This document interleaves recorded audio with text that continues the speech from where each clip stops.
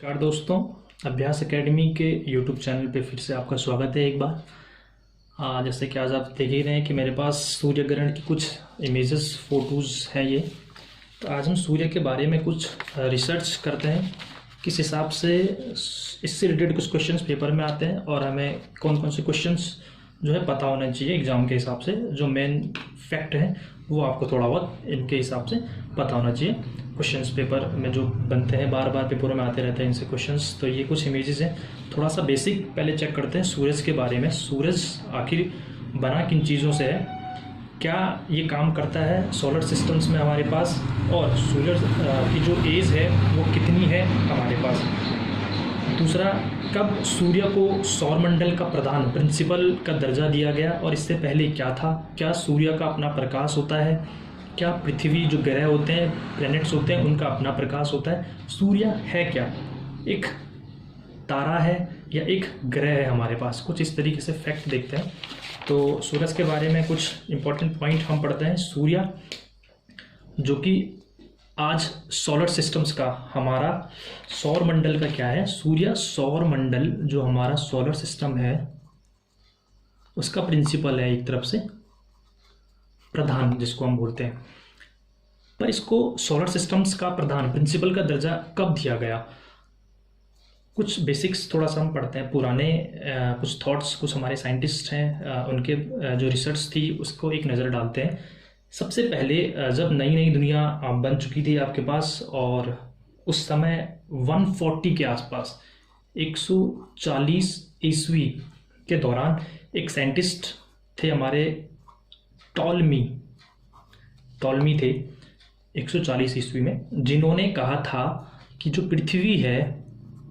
पृथ्वी है वो हमारा जो सोलर सिस्टम्स है उसका क्या है, केंद्र बिंदु है, सेंटर पॉइंट में है। यानी पृथ्वी के चारों ओर सारे ग्रह क्या करते हैं, चक्कर लगाते हैं। तो ये थॉट्स किसने दिया था, बहुत इंपॉर्टेंट क्वेश्चन है ये, काफ़ी बार आता है। टॉलमी ने दिया था आपके पास कि पृथ्वी केंद्र बिंदु है, सेंटर पॉइंट है। यह थ्योरी काफ़ी लंबे समय तक इसी तरीके से चलती रही। उसके बाद लगभग 15वीं सदी में 15वीं सदी के आसपास एक साइंटिस्ट थे हमारे पास, वैज्ञानिक निकोलस कॉपरनिकस का नाम आपने सुना ही है। तो मैं सिर्फ शॉर्ट में नाम लिख रहा हूँ, बस इंपॉर्टेंट पेपर के हिसाब से पढ़ेंगे, बाकी बाद में देखते हैं। निकोलस कॉपरनिकस ने कहा कि सूर्य क्या है, इस सोलर सिस्टम्स का, इस ब्रह्मांड का क्या है, केंद्र में है भाई। टॉलमी ने कहा पृथ्वी है, निकोलस ने कहा सूर्य है आपके पास, इसका केंद्र बिंदु, सोलर पॉइंट। और आज भी हम किसको मानते हैं, सौरमंडल का या सोलर सिस्टम्स का है, सूर्य को ही मानते हैं। तो ये व्यवस्था शुरू करी थी निकोलस ने। अभी तक तो बस एक थॉट्स पे चल रहे थे ये, क्योंकि रिसर्च हमारे पास होते नहीं थे। जिसने जिस तरीके से मान्यता दी, मान्यता मिल गई। फाइनली 1610 में इटली के एक साइंटिस्ट हुए गैलीलियो, जिन्होंने 1610 ईस्वी में दूरबीन की खोज करी। दूरबीन की क्या करी, खोज करी आपके पास। इन्होंने दूरबीन बनाया और आविष्कार करा, जिसके बाद जो हमारा ब्रह्मांड था, जो हमारा सौरमंडल था, हमारी गैलेक्सी, उसमें एक नई क्रांति शुरू हुई, एक नई रिसर्च शुरू हुई। अब सब कुछ साफ साफ लोगों के सामने आने लगा था। तो यही यहाँ से क्रांति, सोलर सिस्टम्स में जो क्रांति आती है, हमारा जो ब्रह्मांड में क्रांति आती है, उसको बोलते हैं 1610 दूरबीन गैलीलियो ने इसकी खोज करी। तो अभी तक आपको सिर्फ 3 नाम याद रखने। टॉलमी ने क्या कहा, पृथ्वी केंद्र में है। निकोलस ने कहा सूर्य केंद्र में है। फाइनली जब दूरबीन का आविष्कार हुआ तो ये रिसर्च सही पाई गई, और आज हमारा सौरमंडल का प्रधान कौन है, सूर्य है। अब देखते हैं सूर्य किस तरीके से बना हुआ है, किन किन चीज़ों से बना हुआ है। तो जो हमारा सन है, जो हमारा सूर्य है आपके पास, वह एक तारा है हमारे पास। क्या है, एक तारा है हमारे पास, जिसका अपना प्रकाश है। तारों का अपना प्रकाश होता है, ये किसी पे डिपेंड नहीं करते। जो ग्रह होते हैं, जो प्लैनेट होते हैं, उनको प्रकाश की जरूरत पड़ती है। जैसे पृथ्वी का अपना प्रकाश नहीं है, ये किस पे डिपेंड करते हैं, सूर्य पे डिपेंड करते हैं। इसी तरीके से सारे के सारे ग्रह, उनका किसी का अपना प्रकाश नहीं है। जो तारे होते हैं सिर्फ उन्हीं का अपना प्रकाश होता है भाई। ठीक, अब सूर्य जो है आपके पास किन किन चीज़ों से बना हुआ है, कुछ बेसिक पॉइंट है। जीवन का आधार जिसको बोलते हैं, दुनिया इन्हीं चीज़ों से जुड़ी हुई है। तो सूर्य में सबसे ज़्यादा पाई जाती है कौन सी गैस? हाइड्रोजन। कितना प्रतिशत? 71%, लगभग 71 है सूर्य में हाइड्रोजन। इसके बाद दूसरे नंबर पर आती है हीलियम 26.5%, और बाकी की अन्य गैसें हैं जितनी बची वो है अन्य गैसें आपके पास। ठीक, तो 71% होगी हाइड्रोजन, हीलियम हो गई 26.55, बाकी जितनी बची वो अन्य गैसें हैं हमारे पास।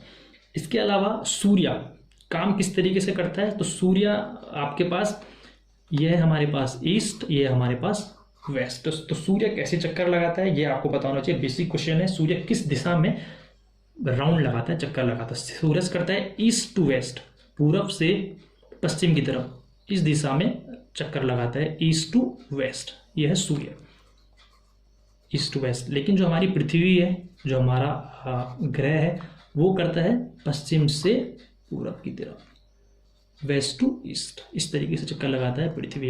इंपॉर्टेंट क्वेश्चन है, सूर्य ईस्ट टू वेस्ट और पृथ्वी वेस्ट टू ईस्ट राउंड लगाती है। अब जो हमारा सौर मंडल था, जो हमारा ब्रह्मांड है, उसका नया नया अध्ययन किया गया दूरबीन की खोज के बाद।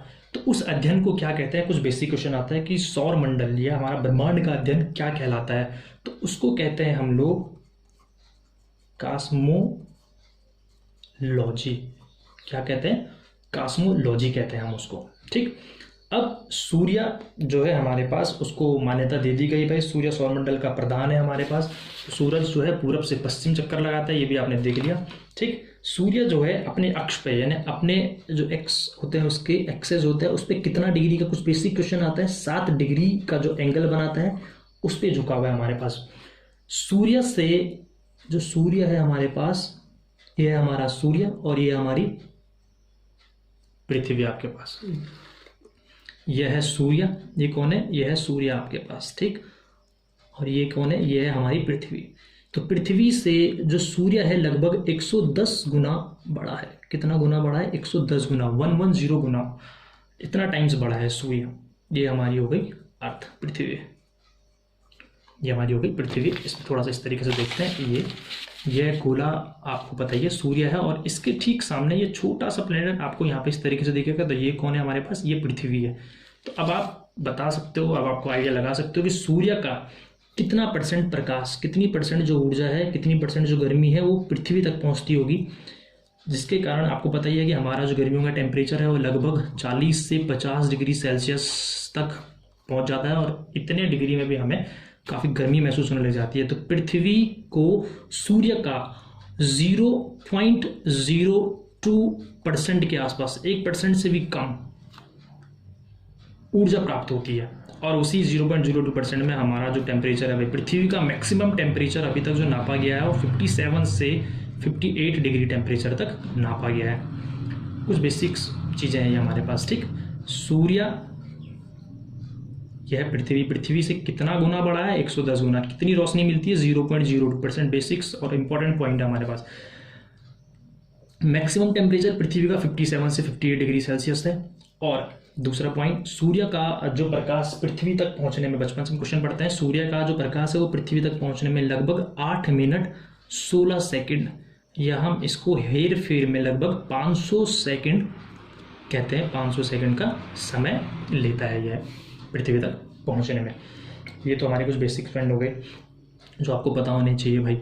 ठीक, आगे चलते हैं हम थोड़ा सा कि सूर्य का जो सेंटर है, जो पॉइंट है ये वाला, सूर्य का जो पॉइंट है सेंटर में, उसका टेम्परेचर कितना होता है? सूरज का जो बाहर का क्षेत्र है ये वाला, उसका टेम्परेचर कितना होता है?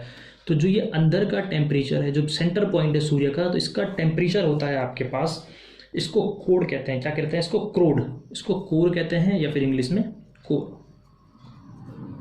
क्रोड कहते हैं इसको। इसका टेम्परेचर है आपके पास 1.5 × 10⁷ डिग्री सेल्सियस। इतना इसका टेम्परेचर होता है सेंटर वाले का, जो ये पॉइंट हमारे पास। लेकिन जो इसका बाहरी सतह, जो बाहरी जो लाइन है ये वाली, ये क्वेश्चन बहुत बार पेपर में आता है, इसका टेम्परेचर है हमारे पास 6000 डिग्री सेल्सियस। ये दो बेसिक क्वेश्चन। सूर्य का जो केंद्र बिंदु है जिसको क्रोड कहते हैं, क्रोड CORE बोलते हैं इंग्लिश में, कोर और हिंदी में क्रो, तो उसका टेम्परेचर 1.5 × 10⁷ डिग्री सेल्सियस, और जो बाहरी सतह उसका तापमान कितना है? 6000 डिग्री सेल्सियस। ये कुछ बेसिक चीज़ें। अब सूर्य में कुछ काले धब्बे होते हैं आपके पास, काले धब्बे, सूर्य में कुछ काले धब्बे होते हैं जो पृथ्वी पे कुछ सालों के बाद दिखाई देते हैं। तो इनका टाइम पीरियड होता है 22 साल। 22 साल, कितने साल का? 22 साल का। ये पहले 11 साल बढ़ते हैं और फिर अगले 11 साल क्या होते हैं? गायब हो जाते हैं, कम हो जाते हैं। तो 11 और 11 22। तो पृथ्वी पर हर 22 सालों के बाद, यानी जो हमारा सोलर सिस्टम है, सौर मंडल है, उसमें हर 22 साल के बाद एक मैग्नेटिक चुंबकीय तूफान आता है। चुंबकीय तूफान आता है जिसके कारण हमारी जो इलेक्ट्रॉनिक चीज़ें होती हैं, हमारी जो मशीनें होती हैं, वो क्या हो जाती हैं? खराब हो जाती हैं भाई। इस पर जो है उनका असर पड़ता है बहुत ज़्यादा। तो ये इसके कारण जो सौर कलंक, जिसको हम कहते हैं सौर कलंक होता है, ये 22 सालों का सूर्य का सौर कलंक, सूर्य पे जो कलंक लगा हुआ है, काला धब्बा, उन्हीं का टाइम पीरियड होता है 22 सालों का। यहाँ पे तक आपको कुछ समझ में आई गया होगा क्या क्या था। पहले चेक कर लेते हैं एक बार फटाफट से क्या क्या हुआ, उसके बाद थोड़ा सा आगे चलते हैं। सूर्य सौर मंडल का प्रधान था, ये आपको पता ही है, किसने बोला था वो भी हमें पता चल गया। 140 में टॉलमी ने इसकी रिसर्च करी तो पृथ्वी को प्रधान बताया। बाद में 15वीं सदी में लगभग 1500 के आसपास निकोलस ने सूर्य को प्रधान बताया था। 1610 के आसपास दूरबीन की खोज करी गैलीलियो ने। तो उसने जब खोज करी तो उसके बाद भाई सब कुछ सामने आ गया, तो उन्होंने इसको मान्यता दे दी, तो फाइनली सौरमंडल का प्रधान हो गया। ब्रह्मांड का जो पूरा अध्ययन कहलाता है उसको हम विज्ञान की भाषा में, साइंस की भाषा में कॉस्मोलॉजी कहते हैं। सूर्य किन किन चीज़ों से बना हुआ है? तो सूर्य बना हुआ है हाइड्रोजन 71%, हीलियम 26.5%। सूर्य जो है इस समय, तारे जो होते हैं नॉर्मल, सूर्य क्या है? एक सूर्य हमारे पास, सूर्य क्या है? एक तारा है आपके पास। और तारों की 4 अवस्थाएं होती हैं, 4। जैसे हम जब कोई बच्चा पैदा होता है तो भाई छोटी सी अवस्था, उसके बाद जब वो थोड़ा सा बड़ा होता है तो आपको पता ही है युवा अवस्था, फिर बुजुर्ग, और इस तरीके से 3-4 अवस्थाएं इसकी चलती हैं। ऐसे ही सूर्य की भी 4 अवस्थाएं हैं। इसमें से सूर्य ने जो है अपना आधा जीवन लगभग तय कर लिया। उसमें जो है करोड़ों सालों से कोई बदलाव नहीं आया अभी तक, जैसा पहले था लगभग वैसे ही है करोड़ों सालों से। तो ये अपनी चौथी अवस्था को पहुंचने के बाद, जब चौथी अवस्था में पहुंच जाएगा, तब जो है सूर्य एक तरफ से समाप्त हो जाएगा, उसका हाइड्रोजन और हीलियम खत्म हो जाएगा, और उसके बाद ये चला जाएगा ब्लैक होल, जो आपने सुना है, इसके बारे में बाद में चेक करेंगे। तो इस टाइम सूर्य जो है अपनी तीसरी अवस्था में है, 3rd।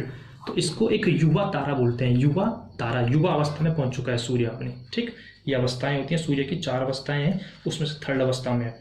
और अभी आने वाले करोड़ों अरबों सालों तक भी सूर्य इसी अवस्था में रहेगा जैसा आज है हमारे पास। ठीक, इसके बाद हम थोड़ा सा सूर्य ग्रहण के बारे में पढ़ते हैं। सूर्य ग्रहण क्या है, कितने प्रकार का सूर्य ग्रहण होता है हमारे पास?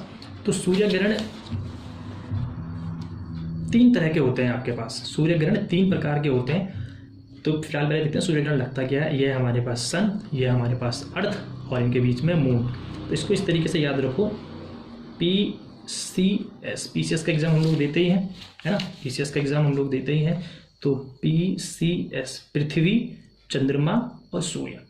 जब मून यानी चंद्रमा सूर्य और पृथ्वी के बीच में आ जाती है और सूर्य के प्रकाश को पूरी तरीके से रोक देती है, तो उस अवस्था को क्या कहते हैं? सूर्य ग्रहण कहते हैं। सूर्य ग्रहण 3 तरीके के होते हैं, 3 टाइप के। पहला जो सूर्य ग्रहण है हमारे पास, वो पूर्ण सूर्य ग्रहण होता है, जो आज कल में लगा हुआ है, पूर्ण सूर्य ग्रहण।